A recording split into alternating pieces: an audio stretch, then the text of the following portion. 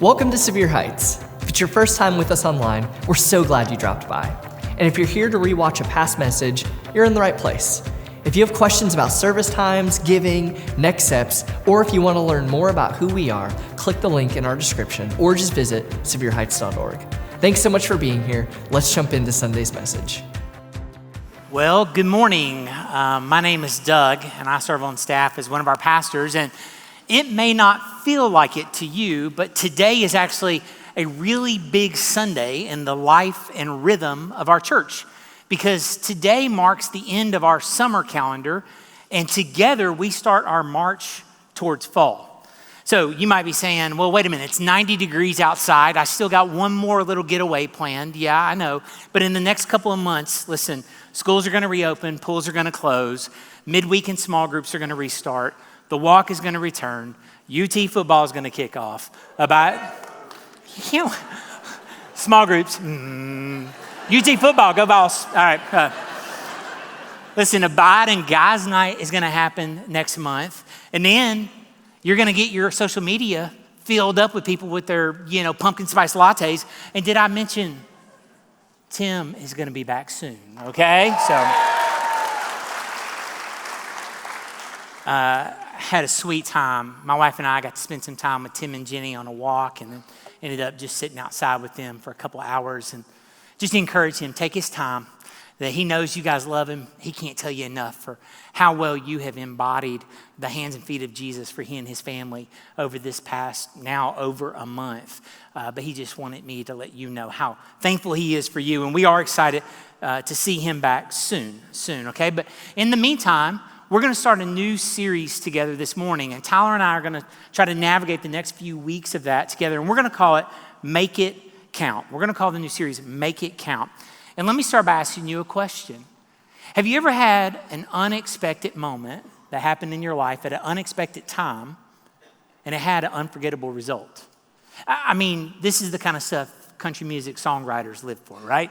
Yeah. You go to a party, you start a new job, you go to a new gym, and you meet somebody, and you go from 1 date to 2 to 10 to for as long as we both shall live. Or you're like me, you went to the beach this summer with your kids, and you saw them chasing each other up and down the beach, and you realized they're grown up. Like, childhood's over. It's done. I can't get it back. There's no pause button. There's no rewind. There's not even a slow down. It's happened. I was thinking about one of those moments that happened in my life this summer. I guess a month and a half ago. My daughter has always wanted to go to New York City since she was a little kid. And we used to live in the Washington, D.C. area. We could jump on a train, be to New York. We could come home that evening if we want. So New York was rather doable for us. And she used to hear these stories about my wife going to New York. And then, of course, we showed her Elf a lot at Christmas. So she sort of fell in love with, watch out for the yellow ones. They don't stop. And bottom line is, she's like, Daddy, we're going to go to New York. And I said, when you're 13, we'll go on a daddy-daughter trip when you're 13. Well, she turned 13 this year. So we went on a daddy-daughter trip to New York City because I love New York and my wife doesn't. So I took her up, and it was spectacular. Empire State Building, a Broadway show, Central Park, Statue of Liberty, lots of pizza. It was phenomenal. But something happened on the very last morning of our trip when the only thing on the agenda that day was to get up, go to the airport, and come home. Something happened that was so unexpected, and I just don't think I'll ever forget it. See, I woke up early in the morning because I'm old, and that's what I do. And I went down to a coffee shop at Central Park, and I got a couple of cups of coffee, and I sat and enjoyed myself. And I let her sleep in because she's a teenager, and that's what she does. And then after a couple of hours, I came upstairs, and I opened the door, and there she was. She was sitting in the little chair in our hotel room, and we were about the 30th floor down in Midtown Manhattan in a nice hotel. And she had the windows completely, the blinds pulled wide open. And when I opened the door, I could see my daughter in this chair. And out the window, I saw tens of thousands of windows. Just skyscraper after skyscraper after skyscraper. Just full of windows from the road to the roof. And I sat down next to her and I said, honey, has it been a good trip? She goes, Dad, it's been the best. And I looked and I said, look at all those windows. Every one of those windows is somebody's life. Like, That's their home. That's their job. That's where they're working and living. That's their life. And then all of a sudden, I had this focus and this sense, and I looked at her and I said, and all of those people one day are going to be alive forever. They're all going to die. And one day they're going to live forever, either in the presence of God, in a place we call heaven because they have a relationship with Jesus, or out of the presence of God, in a place we call hell because they didn't know Jesus.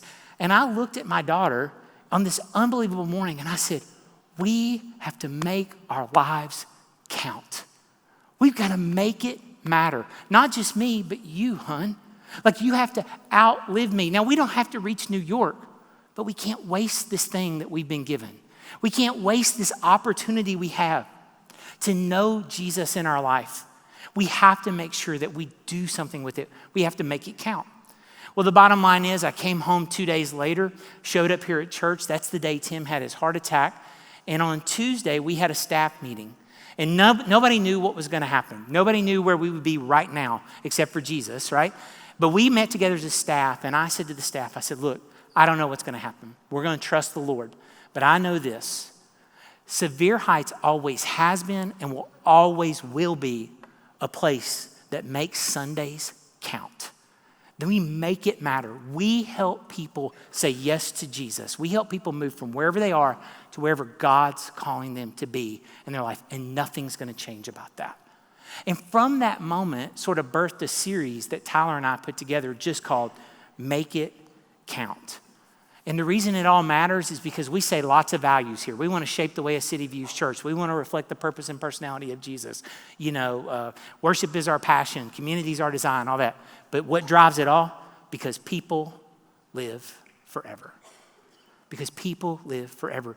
It drives us here at Sevier Heights. And there is one story that sort of encapsulates this in the New Testament that I want us to take some time to look at today. It's found in Luke chapter 10. Luke chapter 10. It's maybe the most famous story of all of Jesus' ministry, because you don't have to know anything about the Bible to recognize the name of it, because it's used in media and on the news all the time.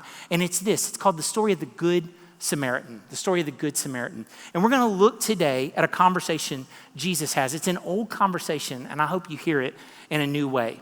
So let's look at it. It says this: one day, an expert in religious law stood up to test Jesus by asking him this question: Teacher, what should I do to inherit eternal life? And Jesus replied, well, what does the law of Moses say? How do you read it? And he goes on and he says, the man answered, you must love the Lord your God with all your heart, with all your soul, with all your strength, and all your mind, and love your neighbor as yourself. And Jesus replies and he says, right, do this and you will live. So let's just stop there and go back to the beginning. This is a big story, and there's some important details we're going to see throughout it all. But let's just look at what's obvious on the surface. At the very first, we see that Jesus is asked a question by a man called an expert in the law, or an expert in religious law. Your version of the Bible might say lawyer. He was somebody who probably had the first 5 books of the Bible completely memorized. He had huge chunks of the wisdom literature. That would be like Proverbs and Psalms and some of those other things memorized. He was the argument settler. Like, you had a debate. I don't know. That's not how I read it. Let's go to him. And he's the one that said, this is the way you read it. So he comes to Jesus. He is the one who's the expert on the law. And he says, Jesus, I know you're a teacher too, so I have a question for you. And he asked Jesus a pretty respectful question. He says, what do I have to do to inherit eternal life?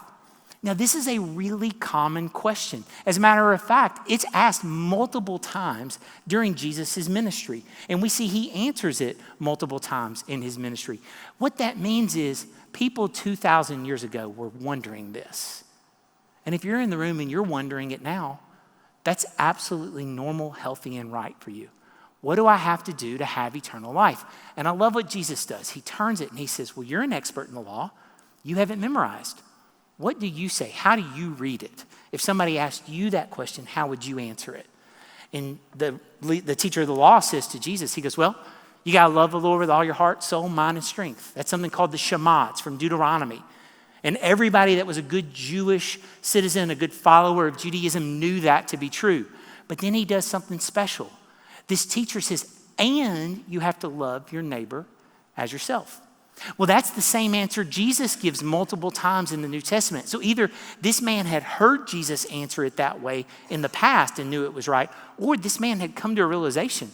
If you love God, you gotta love people. If you have an internal love, it has to have an external expression in your life. And look what Jesus says to him. He says, right, like you nailed it.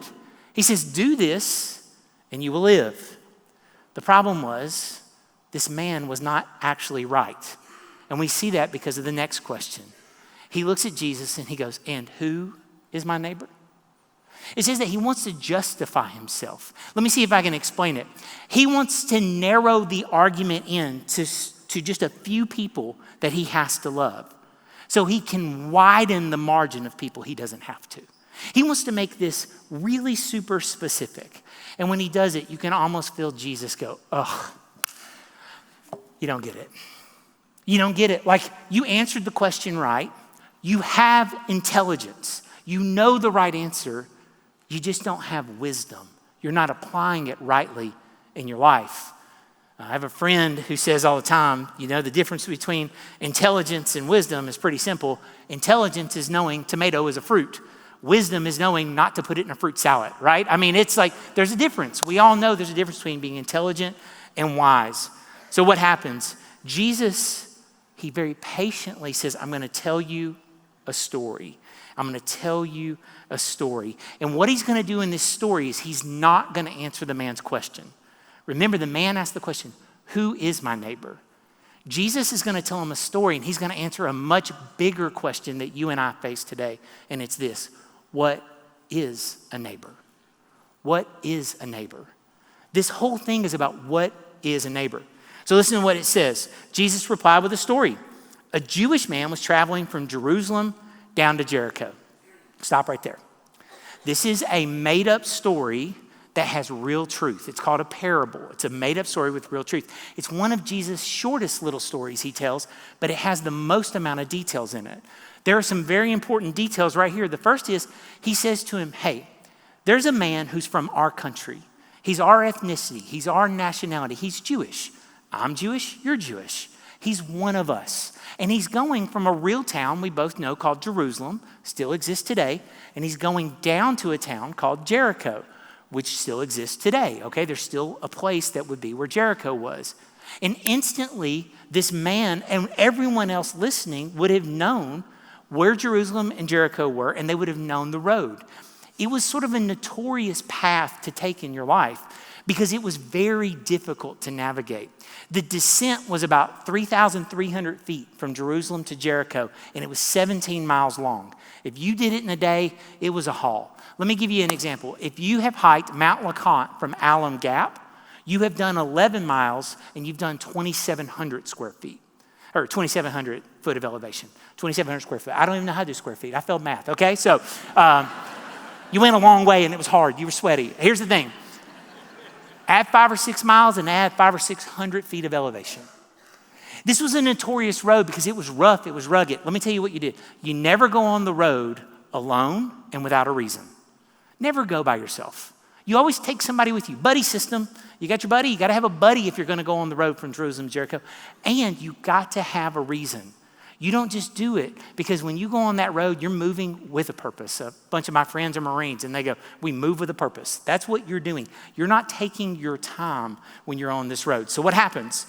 It says that he's going down this road and he's on this isolated road, and it says he was attacked by bandits. They stripped him of his clothes, they beat him up, and they left him half dead beside the road. So worst case scenario, exactly what everybody fears. As soon as they were hearing this story, and Jesus says he went from Jerusalem to Jericho, they were like, uh-oh, that's dangerous. That's bad news. That happened to my cousin. That happened to my uncle. That happened to my friend in high school. That's a tough place to be. And Jesus says, yeah, well, it's just as bad as you think. Some bandits jumped out. They beat him up. He's unconscious. And I will argue he's unconscious because he never talks in the entire story.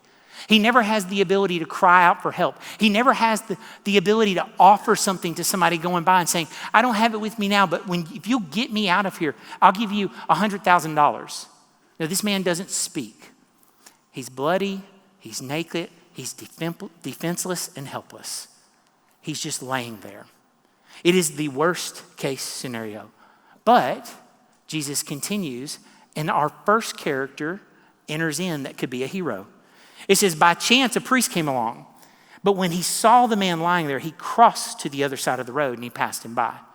This is very important. Jesus is saying he didn't just accidentally miss him. He didn't accidentally oh, there was I didn't even see them. My wife and I, we drive down the road and I go, look, deer. And she's like, where? And I'm like, I don't know. But then we get home and I'm like, have you seen my keys? And she's like, they're in your hand. It's not like he missed him. He saw him. He noticed him. He took notice of the situation and he made a decision. That looks complicated. That looks difficult. That looks scary. That might be a trap to get me. I'm busy. They're expecting me at the temple in Jericho, the synagogue. I got to go down. I'm supposed to go down. I got that interview. I've got that business meeting. I got that appointment. So what does he do? He makes a decision. He goes to the other side of the road and he keeps moving. He probably thought, I'm no doctor. What am I going to do? If he had a question about the Bible, I could help, but I'm no good in this situation. Now the second character comes in, a Levite. This is an assistant to a priest. In our world today, we call him an assistant pastor. He's somebody that definitely knows you should help people in need. And the same thing happens. It says he saw the man. And what does he do? He goes to the other side. He passed by on the other side. He didn't want to get involved. And they could have had a million reasons. We don't know why they didn't get involved. We just know they didn't. And then Jesus introduces the third character, the unlikely hero, the Samaritan. But look how he refers to him. He says, then a despised Samaritan came along, and when he saw the man, he felt compassion for him, going over to him. This man, he wasn't just unlike the person hearing the story, like the teacher of the law. In many ways, he would have considered him an enemy. He would have considered him somebody he wants no relationship. Look, his life would be fine if he never met this man. He didn't want relationship with a Samaritan. There was a cultural divide between them. And Jesus says, you know what? He does the same thing the other two men did. He saw the situation. He looked at it. But he takes a different action than the other two did. He chooses to get involved. And why does he choose to get involved? Because he felt something. He felt compassion. That word for compassion in the original language is he felt something inside of him that compelled him to externally act. Something inside of him compelled him to externally act. You know what that feels like. You've had that moment.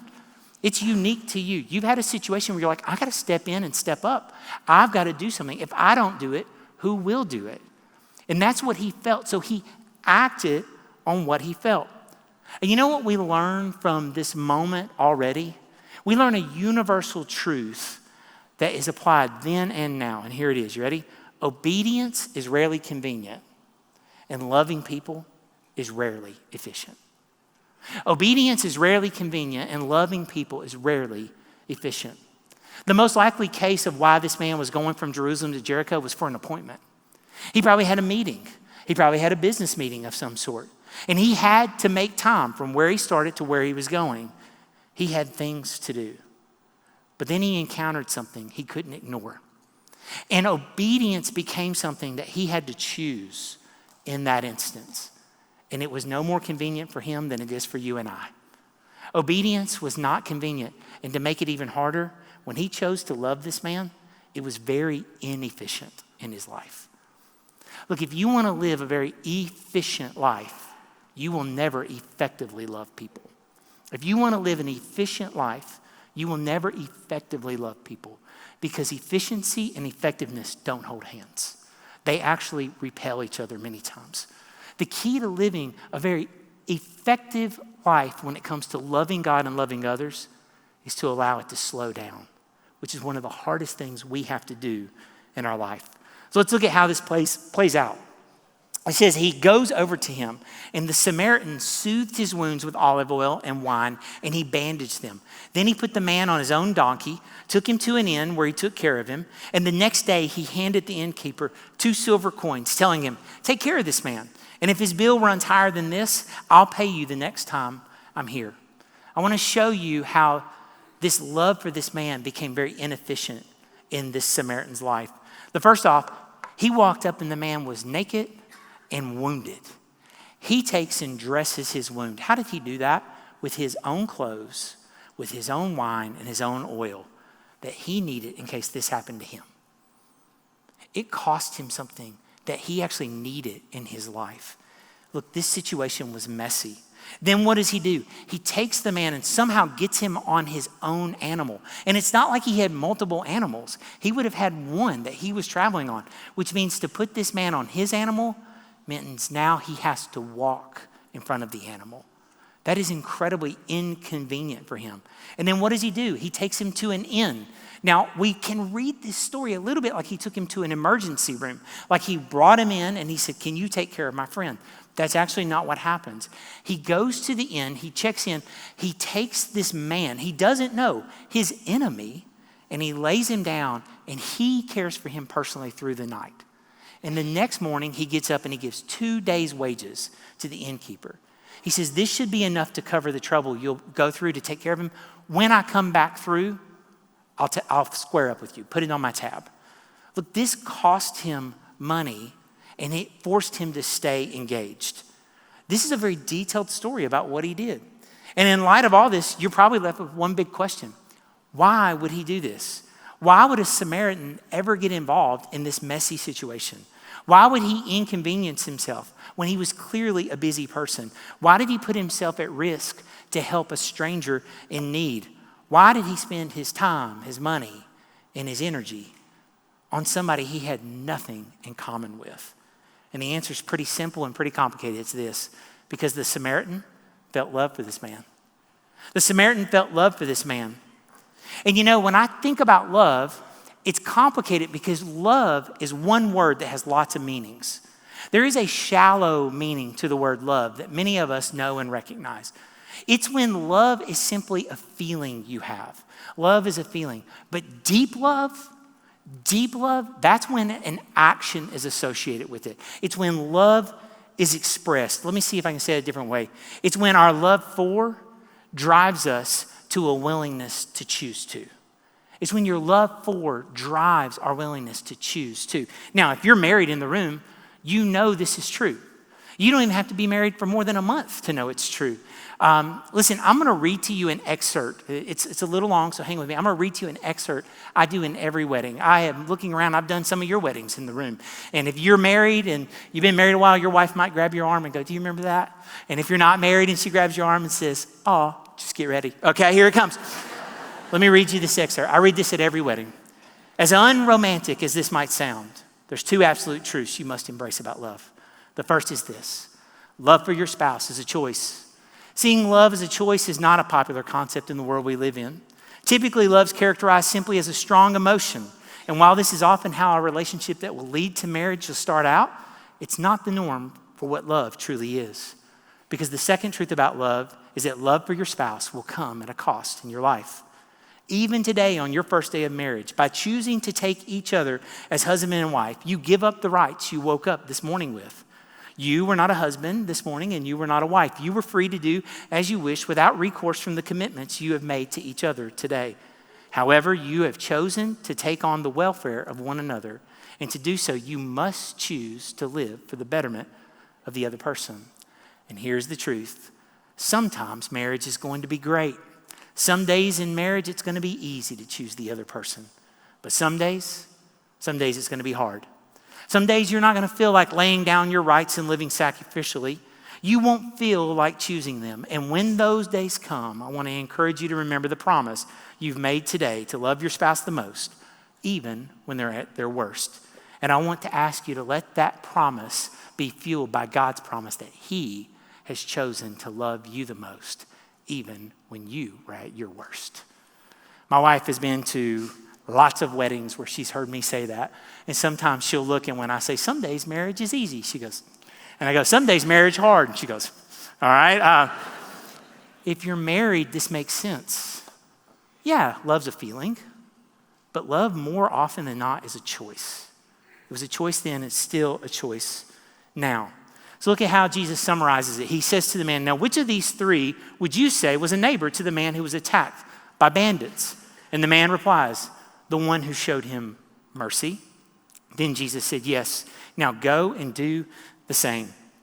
Look, this is a powerful moment that we usually misunderstand when we're teaching the Bible. Because most of the time we see this as instruction only. We see this as Jesus looking at him saying, now you go do that. Like you wanted to know, how do you have eternal life? Love the Lord with all your heart, love your neighbor as yourself, now go do it. That's actually not what's happening. It's what's said, but it's not what's meant.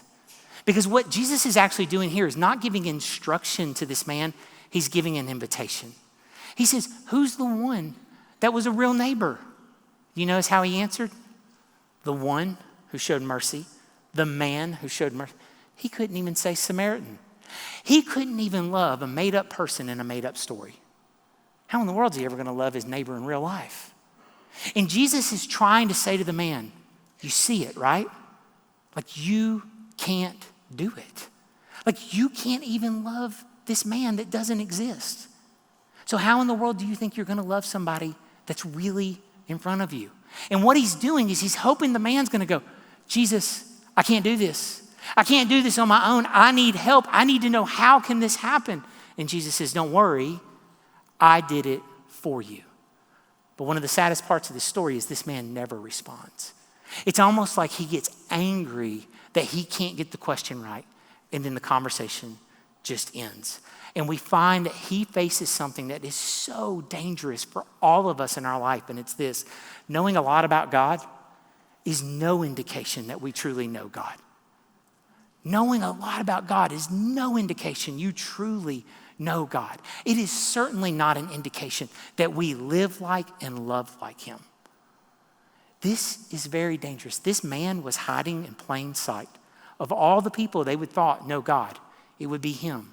But this little conversation is very revealing about his life, because Jesus is saying, you don't have it, but I'll give it to you. Now that's the point of the Good Samaritan.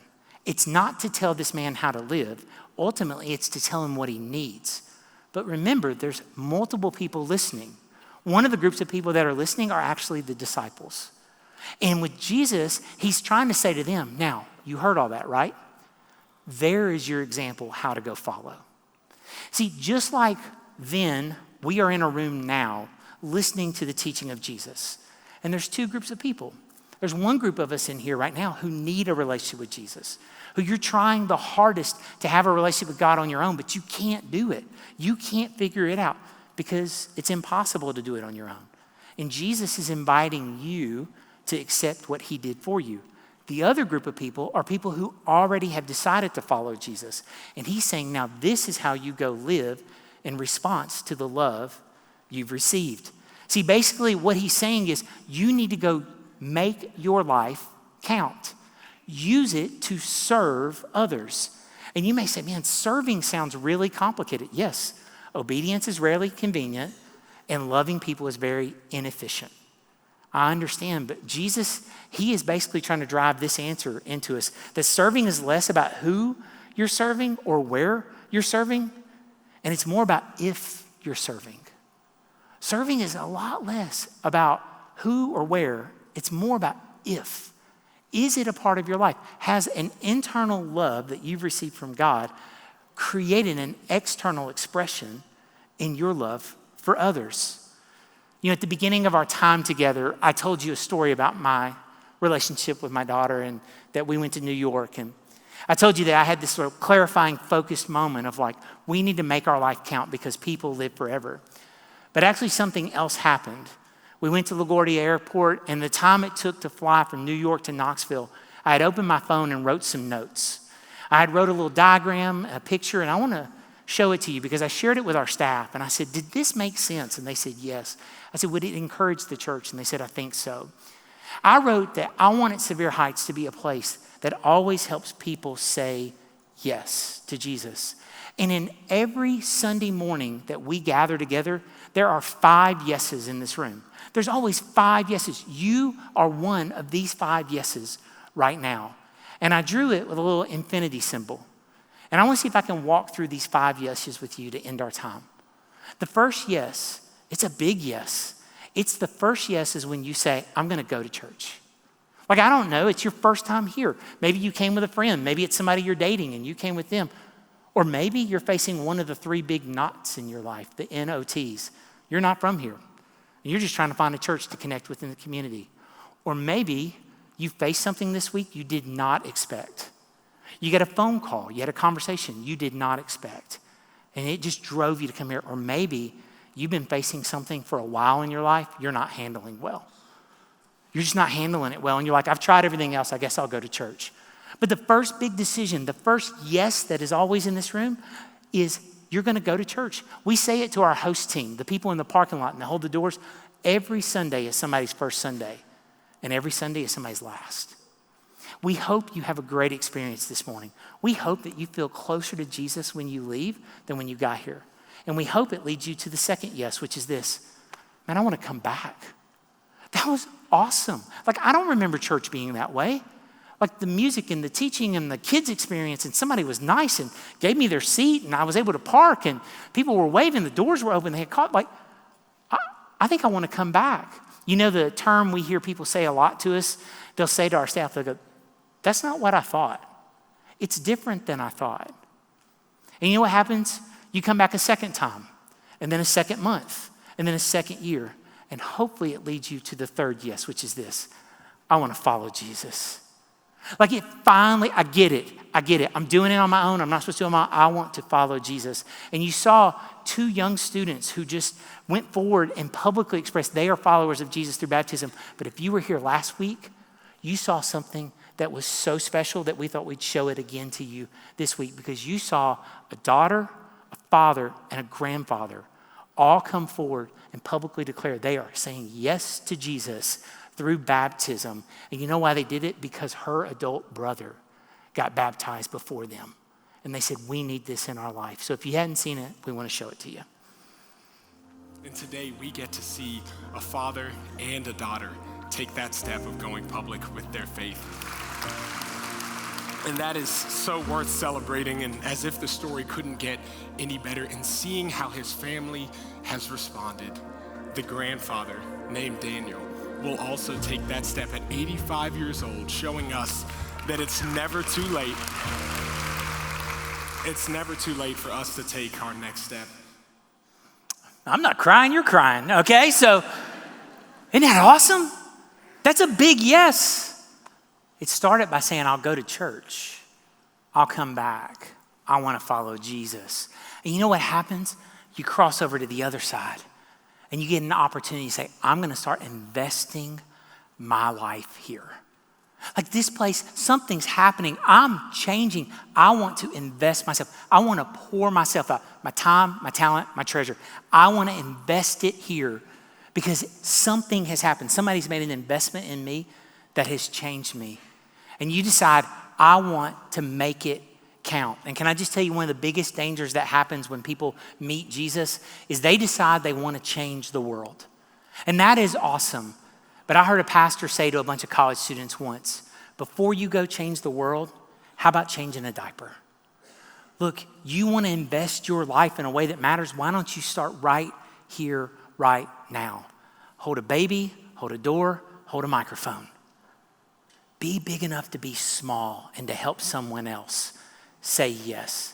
And you know the most beautiful thing that happens? After you decide, I'm going to invest my life here, you realize there's someone in my life I want to see experience this. I'm going to invite someone. I'm going to invite someone because here's what I want.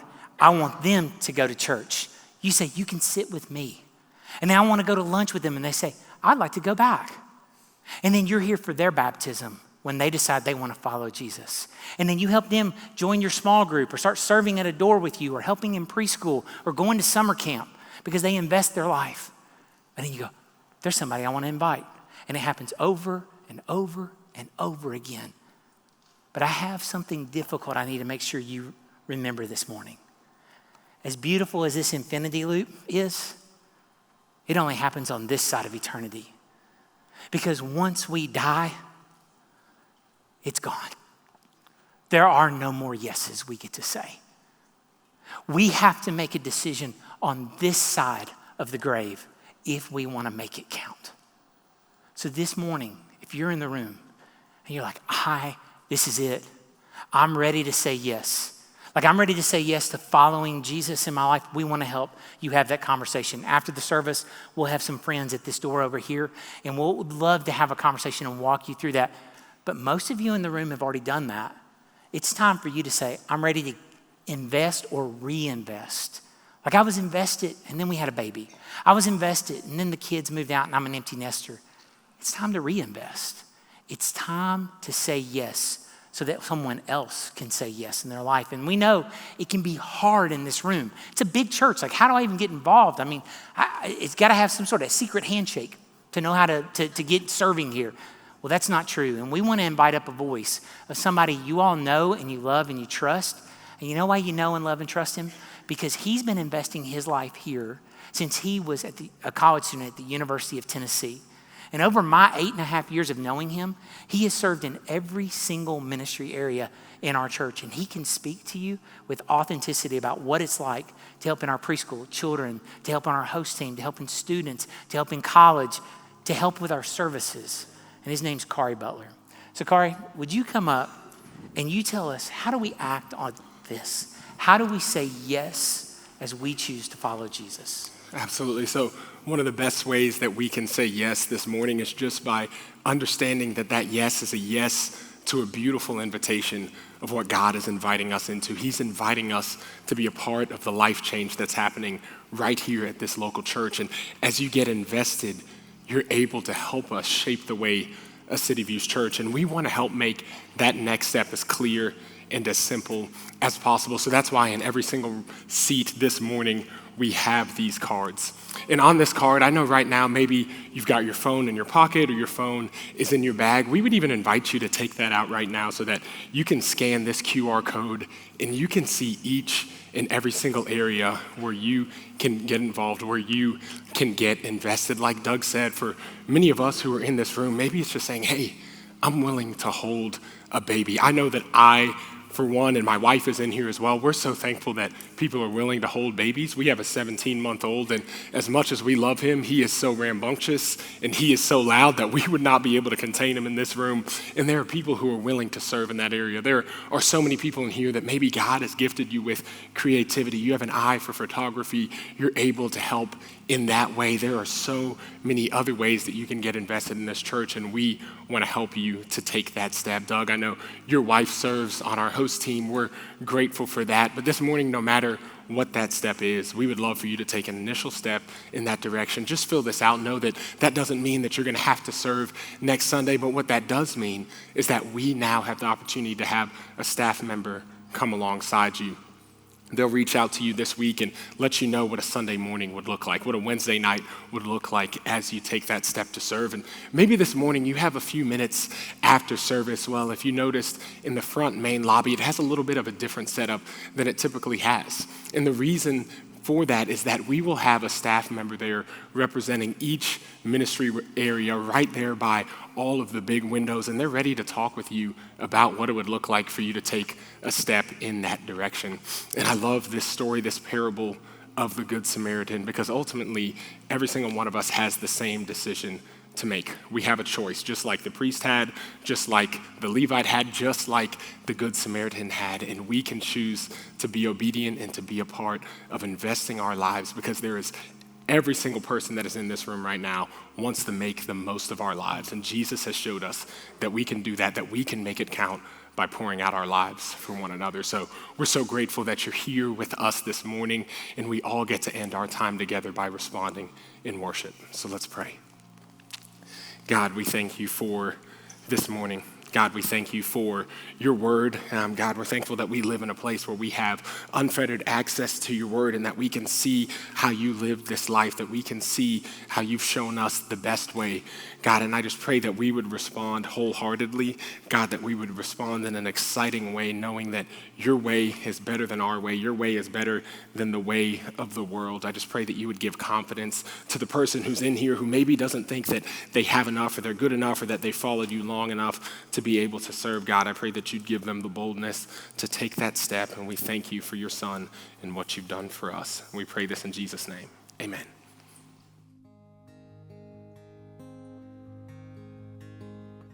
Let's stand and sing.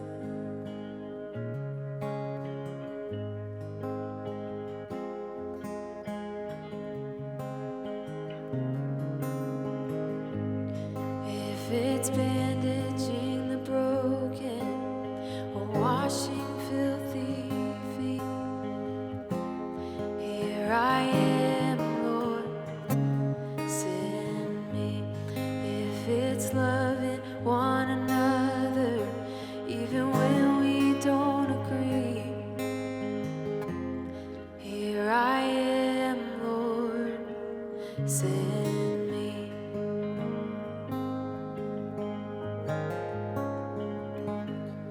If I'm poor or if I'm wealthy, I'll serve you just the same. Here I am, Lord, send me. On the mountain or the valley, I will choose to praise. Here I am, Lord, send me.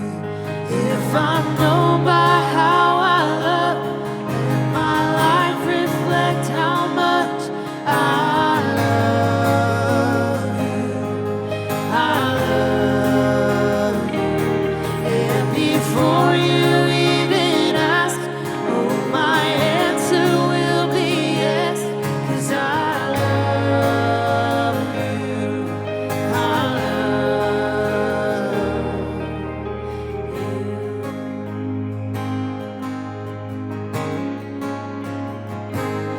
If the tree cuts like an arrow, I will say it anyway.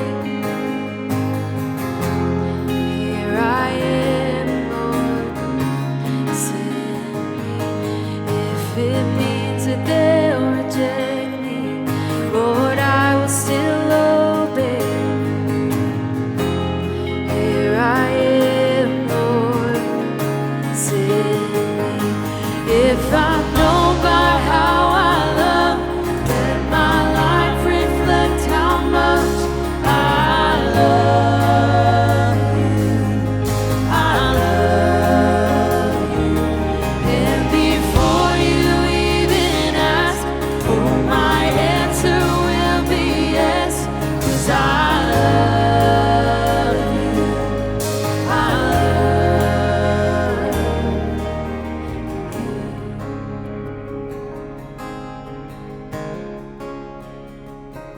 When I'm standing in your glory, I'll be glad I chose to say, here I am, Lord, send me. Well done, good and faithful, I live to hear you say, here I am, Lord, send me. Here I am, Lord, send me. Here I am, Lord, send me. If I'm known by how I love, let my life reflect how much I love you. I love you. And before you even ask, oh, my answer will be yes, 'cause I love you. I love you. If I'm known by how I love, let my life reflect how much I love you. I love you. And before you even ask, oh, my answer will be yes, 'cause I love you. I love you. Thanks for joining us today. We love you. We'll see you next week. Bye.